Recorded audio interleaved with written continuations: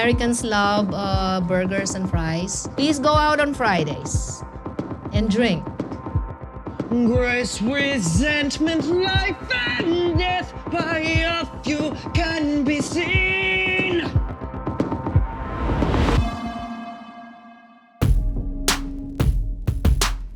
The Brexit mess is so bad that Prime Minister Boris Johnson's own brother is deserting him, stepping down as business minister and leaving Parliament altogether.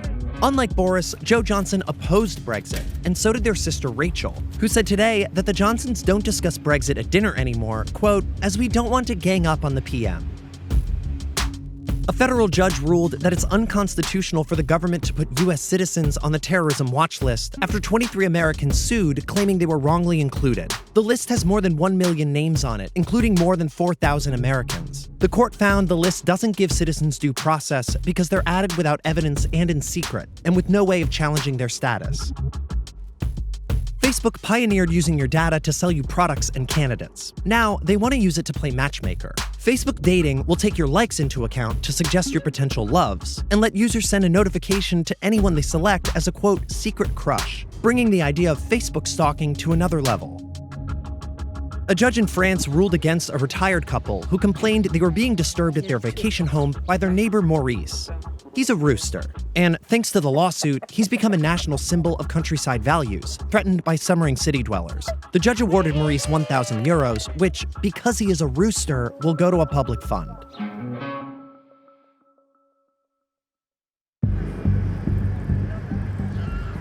Today marks the end of a 90-day period that the U.S. gave Mexico to clamp down on migrants from Central America.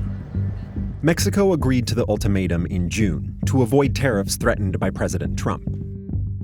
Now that the 90 days are up, one thing is clear.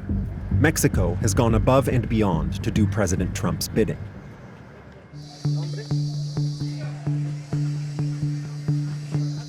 These National Guard troops, posted along the river that divides Mexico and Guatemala, are the most visible sign of a dramatic change in North American immigration policy. They were sent here by Mexican President Andrés Manuel López Obrador to guard a border that for many years was essentially open. People used to cross here by the hundreds every day to buy groceries, or as migrants on the way to the United States. Technically, they needed papers for that, but until this summer, no one was checking. De este lado, por favor, me muestra identificación. Es más, aquí está lo que voy a comprar, mira, acá nomás voy. Solo son 2 botes de aceite grande y 3 de café y mayonesa. Ya no chanza, hombre, no sean maricón. Pero si no les mostrara dinero, bien que lo dejan pasar, pinches culeros.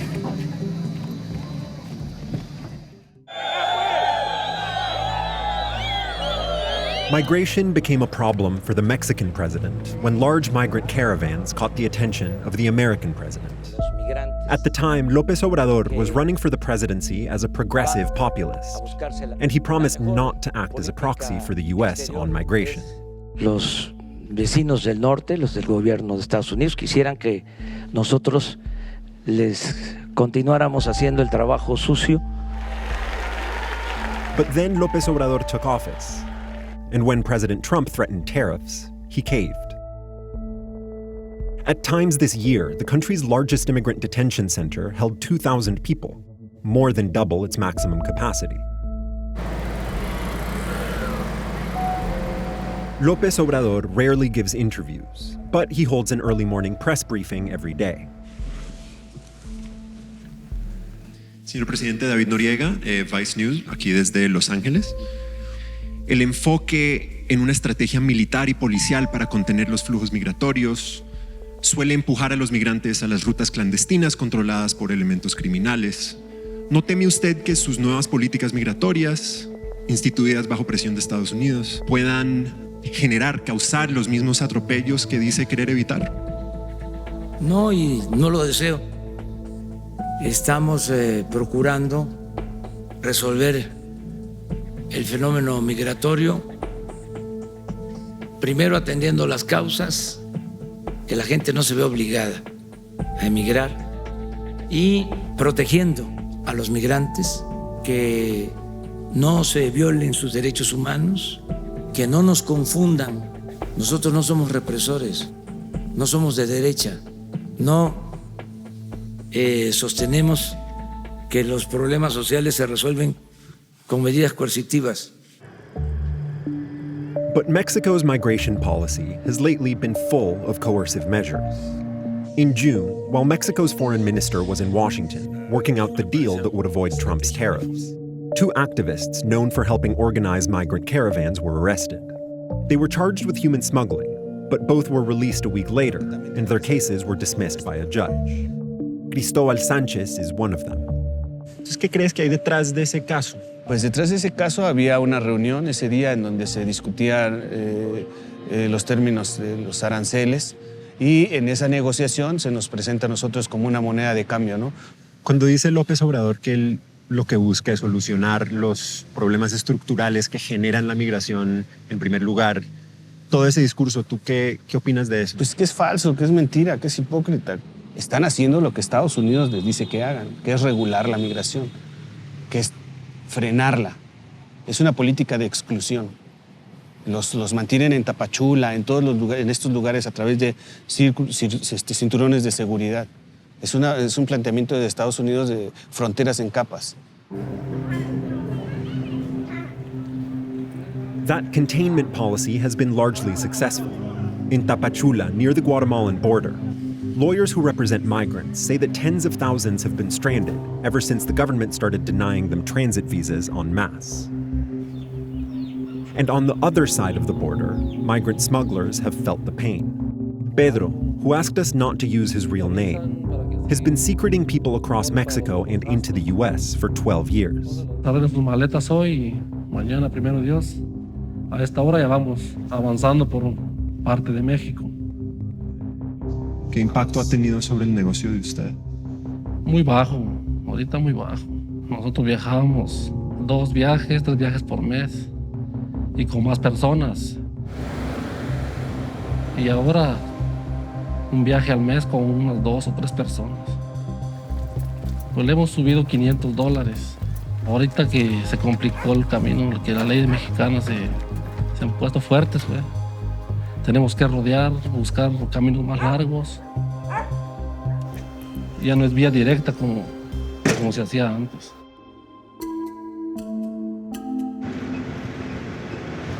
But Pedro says that, like other crackdowns before it, this one is just a temporary slowdown, and that coyotes like him are already finding the gaps in the system. He recently changed his route from a busier border crossing to an isolated dirt road through the mountains. Here, the border is marked only by white posts, and it's still unguarded. Bueno, muchachos, llegamos a la frontera y a caminar un poquito para abordar el otro autobús. ¿Qué opina usted del presidente López Obrador? Pues está bien que haga lo que tenga que hacer. El que está siendo abusivo quizás es uno por pasar por México, ¿verdad? Pero ojalá y un día él también quite su ley que ha puesto. Lo que el gobierno de Estados Unidos hizo un acuerdo con él, ¿verdad? Y no debió aceptarlo. Pero esto a nosotros, los coyotes, no nos va a impedir eso. Ni la barrera que está haciendo Trump. Mientras la gente quiera viajar, nosotros ahí vamos a estar.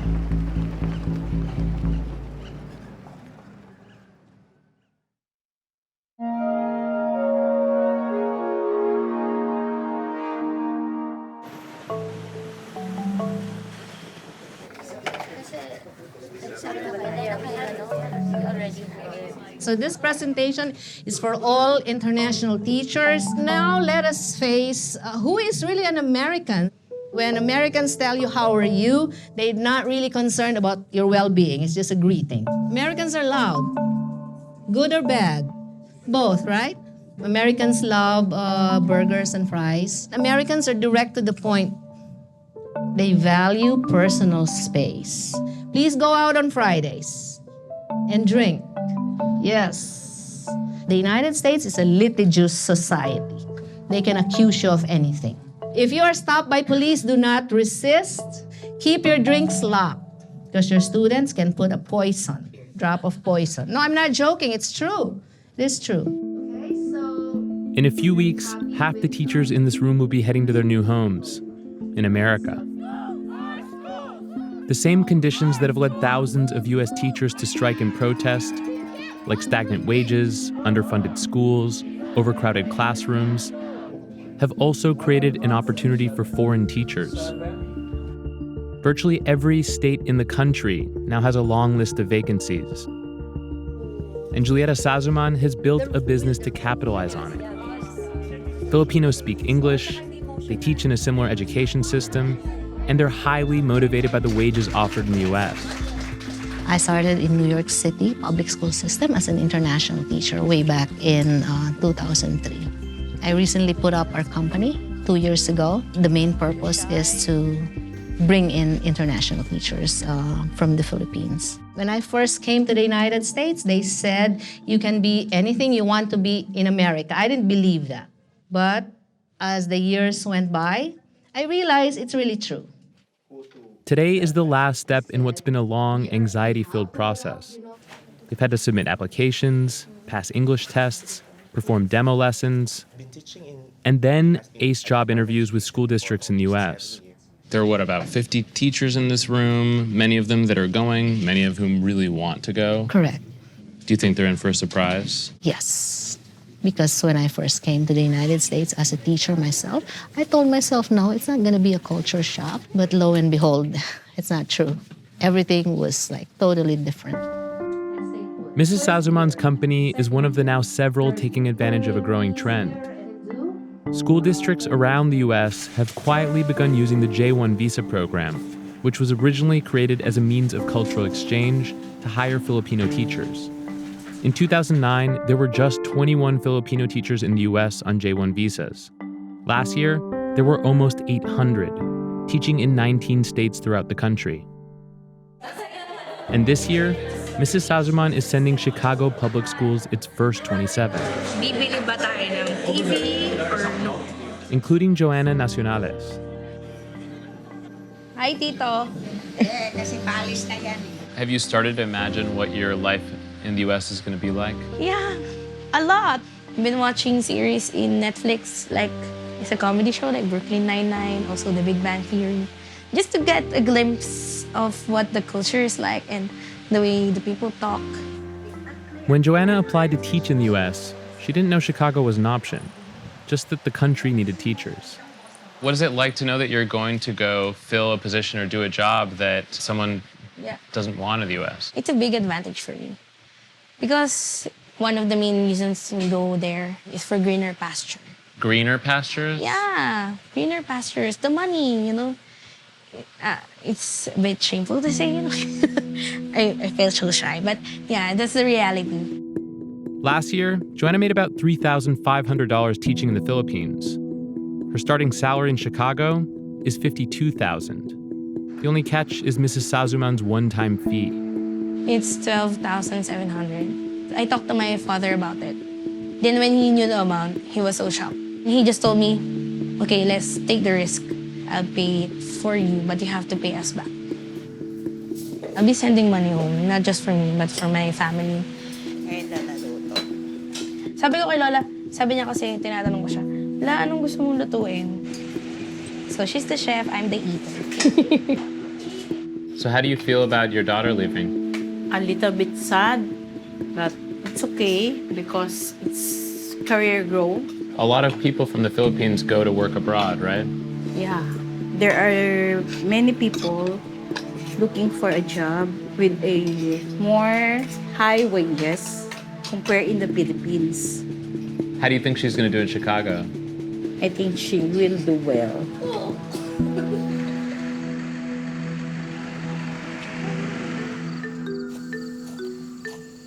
Okay, that's enough. Save some water. Mrs. Sazuman and her husband have been in the U.S. for 16 years. They split their time between New York City, where she teaches high school, the Philippines, where they recruit teachers, and the Poconos, where they have a weekend home. Look at those plants eaten by the deer. You want to do this? In 2017, I saw a news on MSNBC that there was a need for teachers. I'm kind of business-minded. And so I told myself, hey, I think I can do this. This one should be like deeper, right? Mrs. Sazuman came up with a name, Trades and Professions Incorporated, registered her company in Delaware, and then started harnessing the power of the internet. How do you decide what school districts or schools to reach out to? You can Google it, you know. I tried to search for schools that need teachers. And in the forefront came New York City, Texas, Chicago, Florida. It may not be updated, but those are the things that gave me ideas. Where have you placed teachers so far? Texas, Tyler, Texas, Montana, Louisiana, and Chicago. So how do you find the teachers? Well, by word of mouth. We also have a Facebook page. Mrs. Sazuman hears from roughly 200 teachers a year this way. At the moment, she has about 70 in her back pocket, already vetted and ready to go. You're kind of like a mother almost to a lot of these teachers. Do you feel that way? I think so. And that's the role that I want to have, you know. Of course, Mrs. Sazuman's children are also her clients. And the more of them she has, the better, because she pockets about half of her $12,700 fee. Joanna! Welcome. How was your trip?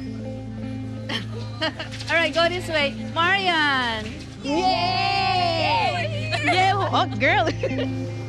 The rest she uses to pay for things like booking their flights, arranging their transportation, and finding their apartments. Uy, dati Google Maps lang tayo. Ngayon, nandito na tayo. Popeyes! Hooters! Starbucks! Baka may poging barista. Okay na? Joanna was set up in a group before. Yes! Thank you, kuya. Kami hindi. Ang bango o may bago? She's paying $650 a month to share a 2-bedroom apartment with 3 other teachers. Hello, Ma! Mama! Dito na kami! The internet's included. Gusto ko yung yung lababo. Tingnan mo ah. Sosyale!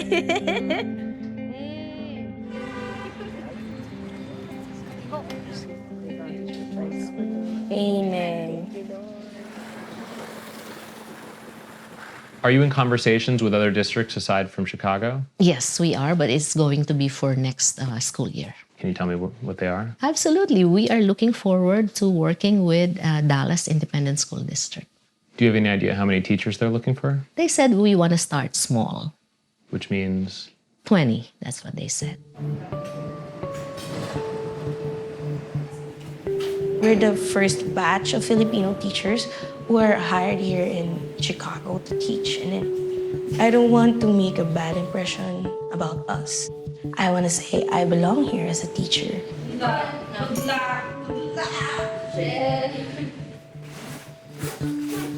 There are now more than 500 schools around the U.S. with Filipino teachers on J-1 visas. And the list is still growing. But all of those visas only last for 3 years. At the end of your term, you have to come back. But it makes me question whether for the schools that are hiring the teachers, they're like putting a Band-Aid on a problem instead of fixing the problem. I would say it's a temporary solution. We are filling in the need. Chicago public schools didn't want to be part of this story, and they ignored multiple requests for comment. The district still has 735 teacher openings listed on its website.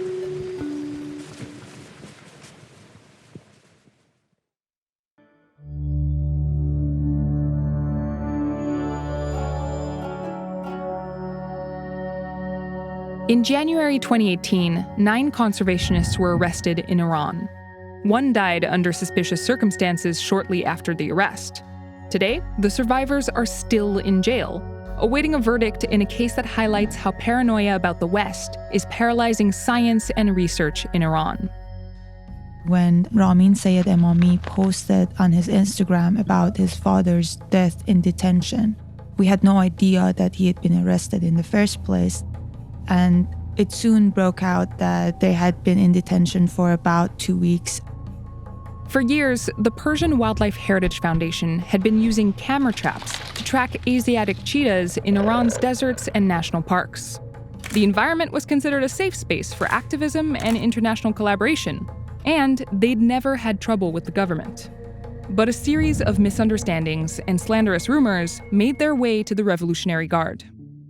The Iran Revolutionary Guard is kind of Iran's shadow government. They're extremely powerful. They have a strong military power and they have their own intelligence unit.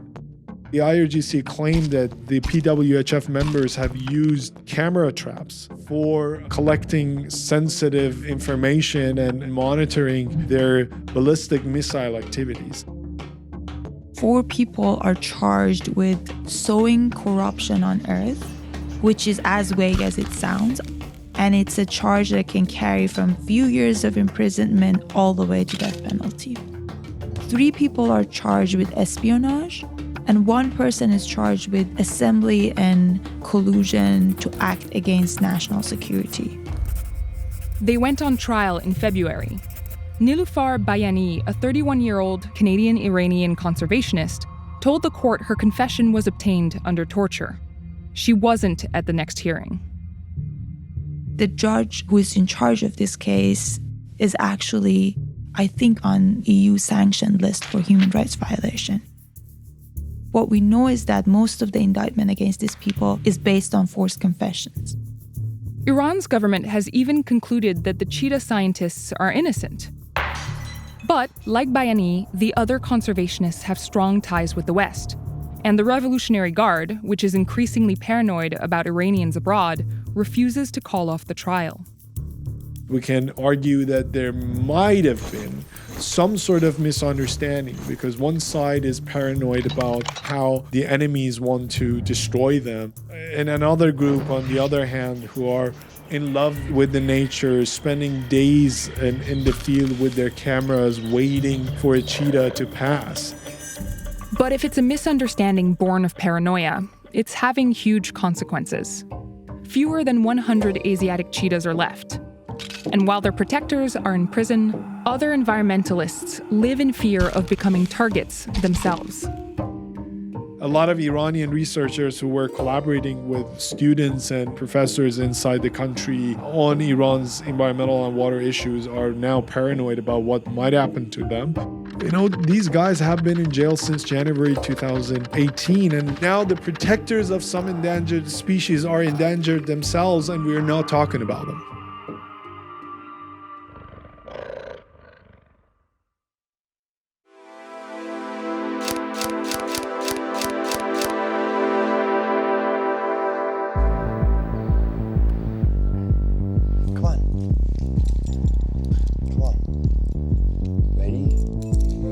Let's go. Bart works from home. And he's got a routine. Wake up early, walk the dog, grab coffee, and get to do what he's always done best, making videos for the internet. By 8 a.m., he's already clocked in. Do you love China? 我爱中国。是的。Why do you think I got Huawei? 我爱华为。你好。我是八个。Okay, so ba, 投票给我。I see you tomorrow, or maybe I'll see you tonight. I don't know. I'll see you in the morning. Bye. Jesus. Bart was a classic YouTube success story. There's a mean YouTube guy who does song parodies about me. His specialty was parody music videos, imitating pop stars like Taylor Swift and Justin Bieber. He'd get tens of millions of hits on his most popular videos. But a couple years ago, YouTube started dropping channels that weren't family-friendly from their preferred program in order to attract advertisers. Suddenly, big-name YouTubers like Bart saw the revenue drop to a fraction of what it used to be. It used to be fine on YouTube. Actually, like, the more edgy it was, the better. Fast forward a year and a half, maybe, and, you know, I'm, like, super miserable. Going to a therapist. Because of YouTube? Yeah. You don't know how many YouTubers are depressed because of YouTube. So anyway, all this shit was going on, and I was super unhappy, and I get an email, and it's like, hi, we're a company from China. We think you could be very big in China. I gotta listen to the song they sent me, and then I have to translate it, and then I have to record it, then I have to shoot the video, then I have to edit it. So this is rough translation, usually it just doesn't make any sense. So I have to totally change it all. How do you change it? I put the Chinese into Google Translate, and then I have to make all the words rhyme. So that's what the fans are into? That's what got the accounts really popular. The world is passing by, the tide is rushing. How much of this are you able to do when you don't actually know what's being said in Chinese? Oh, it's all. I don't know any of it. Red dust are rolling. Red dust, red dust, red dust. You get that a lot of red dust in these lyrics. Everyone in China is so nice. Everyone I meet. Bart's YouTube videos used to involve huge crews with expensive cameras and massive budgets. But now that he switched to China, it's just Bart and an iPhone. How I say that? Whoa. When you got scouted by this company in China, what was it that they liked about you? They said that the first thing they do is look at how you look. What do you think they're looking for? Well, with a Western person, I mean, blonde hair helps. This isn't even my real hair color. This is dyed. I dyed my hair the day before that video got 30 million views. And then that video hit so hard. How much of the success in China do you think can be attributed to the fact that you're white? A small amount to start. A good amount to start, actually. No matter what, a lot of Bart's fate in China is in the hands of his new manager, a 26-year-old who goes by Super B-Tai online. He's got nearly 10 million followers himself. He runs a company that specializes in pumping out content that goes viral on Chinese social media. Hey, do you put these on Douyin Kuai too? Yeah. Really? Yeah, 他们自账号有90万粉丝，90万。 What makes you decide this guy? I can make him a hit here. 这个其实很难说了。像 Bart 的话，我们跟他一开始合作的时候，说实话也没有觉得他有多突出的亮点在。他就说长得帅吧，也没有就是很帅，对吧？可能有一点吧。那时候他 YouTube 有1000万粉丝，我可以拿他这个1000万粉丝，我去可以找我们抖音上的一些人跟他合作。这是我在抖音上买的那个硫磺手工皂。And those brand partnerships are how Super B-Tai and Bart would make their money. But in order to be brand friendly, Bart's gotta be China friendly. China, you're awesome. This one's for you. And some of Bart's biggest hits so far are patriotic songs about China. Do you ever worry that Bart might say something politically that would get you and him in trouble that he just doesn't know that's wrong yet? 我有担心啊，我很担心啊，因为我怕他哪一天非常火了以后，中国的人把他的 YouTube 的视频拿过来，哦 ，Bart Becker 以前在网上宣传要抽大麻，这就是他自己一个个人问题了。不是个人问题，这是你们公司的问题吧？他这个个人问题会影响到我的公司问题，所以很危险。Grace, resentment, life and death by a few can be seen. That was okay. You trying to hit the ing at the end? I'm just trying to sound more like passionate.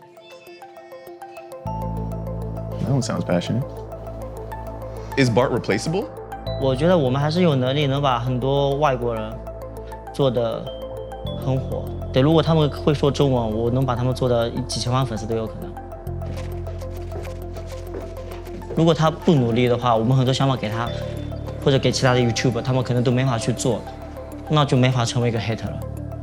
对，我觉得最主要是他喜欢中国这个市场，然后再加上他努力，他执着。And all that hard work might just pay off for Bart. He's all in. He's even moving to China this week. Bet my youth on destiny. Life depends on honesty. I don't know how many lived in agony. Live your life without worry. That's a wrap. A lot easier than YouTube video.